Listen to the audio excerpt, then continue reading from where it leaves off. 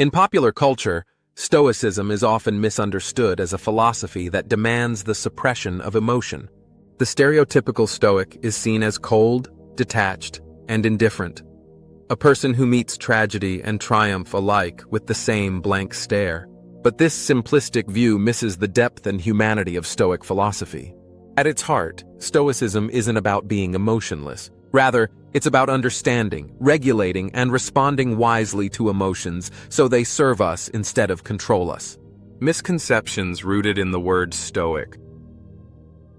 Part of the confusion stems from language itself. The modern use of the word Stoic implies an unfeeling person who suppresses emotion in the face of adversity. This definition has drifted far from its philosophical roots. Ancient Stoicism, founded in Athens by Zeno of Citium around 300 BCE, and later shaped by thinkers like Epictetus, Seneca, and Marcus Aurelius, had a much more nuanced view of emotion. These Stoic philosophers didn't advocate for the elimination of emotion, but for the cultivation of rational emotions and the discipline to avoid destructive passions. Their concern was not with feelings per se, but with how we respond to them. For the Stoics, emotions like compassion, love, and joy were perfectly acceptable, desirable even, if they were grounded in reason and virtue. Emotions versus passions.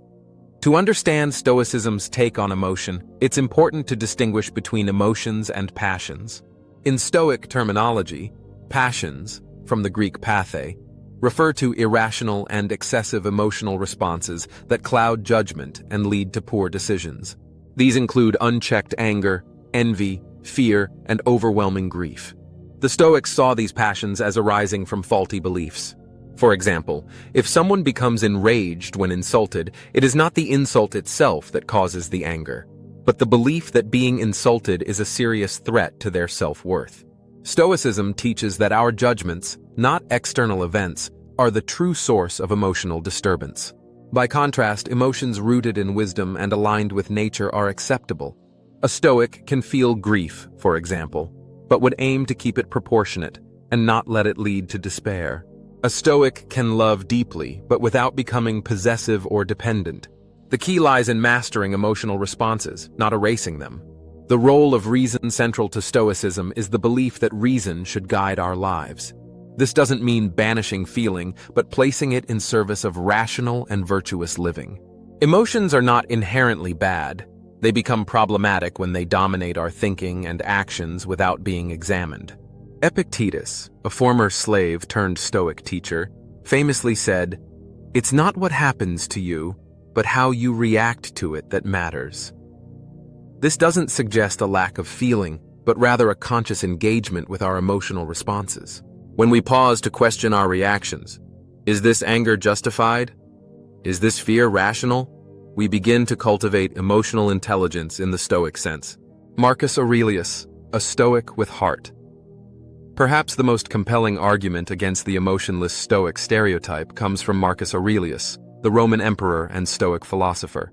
His Meditations, a series of personal reflections never intended for publication, reveal a man deeply reflective, often emotional, and profoundly human.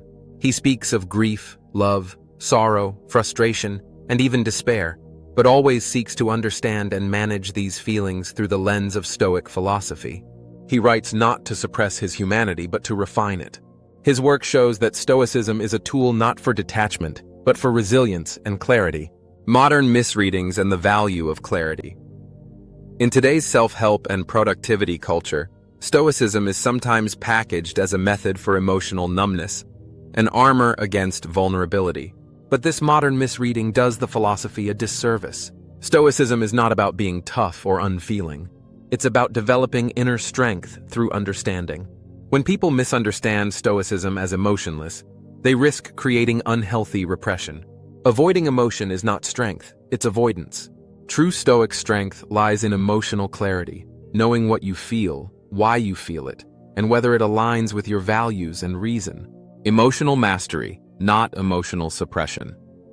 The ultimate goal of Stoicism is not detachment, but eudaimonia, a state of flourishing and well-being achieved through virtue. To flourish as human beings, we must engage with the full spectrum of our emotional life, but do so wisely. Imagine facing a difficult situation, a loss, a betrayal, a failure. The Stoic doesn't deny the pain of the moment, but accepts it as part of the human experience. They then turn inward to examine their response, asking, "What can I control? What is the right thing to do?"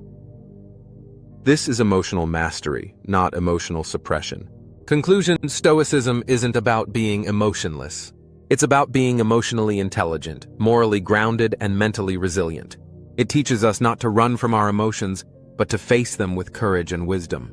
By learning to understand and regulate our feelings, we become better equipped to live lives of integrity, purpose, and inner peace. Far from being cold or detached, the true Stoic is compassionate, self-aware, and profoundly human.